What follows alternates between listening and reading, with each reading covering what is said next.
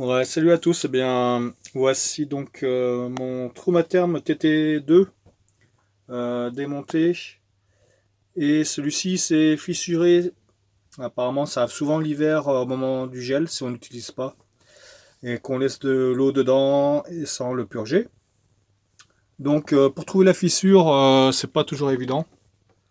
En ce qui me concerne, elle est ici. Et il faut savoir qu'elle s'est agrandie. Au début de la fuite, c'était moins que ça, donc impossible de voir d'où ça fuyait. Aujourd'hui, j'en ai commandé un autre, juste la cuve, pas le chauffe-eau complet. Et on galère pour mettre ici le tube avec les joints. Moi j'ai galéré, il était mal positionné sur le nouveau, donc j'ai dû retirer à nouveau le tube, du coup j'ai cassé cette partie-là. Et donc, voilà, c'est 90 euros et toujours sans chauffe-eau, sans eau chaude. Euh, Qu'est-ce que j'ai découvert en regardant sur internet? Qu'il existe une belle alternative, puisque la cuve que vous avez là, qui n'est en matière plastique, pour recevoir de l'eau chaude, mais qui reste du plastique, existe en inox d'une autre marque, complètement compatible. Et je vous mettrai en commentaire la référence. C'est la marque E-Tech, H-E-A-T-E-K, il me semble.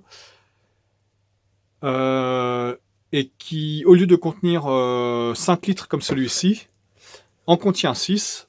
Parce que la différence, c'est qu'il n'y a pas le tube pour chauffer l'eau grâce au chauffage qui se passe ici avec les gaines qu'on branche de chaque côté.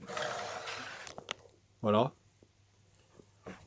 Et franchement, je préfère une cuve inox plus solide qui ne sera pas risque de fissure et sans ces gaines qui viennent chauffer l'eau, qui franchement pour moi c'est plus un gadget où il faut vraiment mettre le chauffage très fort pour que ça puisse venir chauffer l'eau à travers ce tube qui passe à travers la cuve.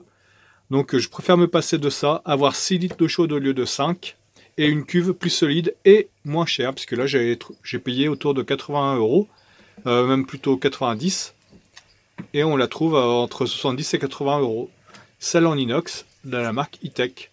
Voilà, ensuite, quand vous avez raccordé votre nouvelle cuve E-Tech, et vos gaines, comme elles ne passent pas à travers la cuve, vous pouvez les raccorder l'une à l'autre. Avec, faut trouver une rallonge pour les raccorder ensemble, une gaine.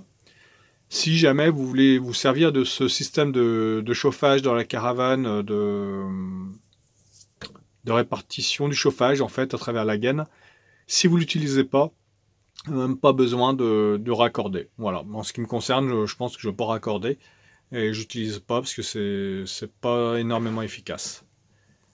Voilà, donc en commentaire, je vous mets la référence de la cuve inox. Et franchement, je suis très content. J'attends de. Voilà, elle n'est pas disponible tout de suite. J'attends de la voir et de monter, enfin retrouver de l'eau chaude dans ma caravane. Merci, ciao!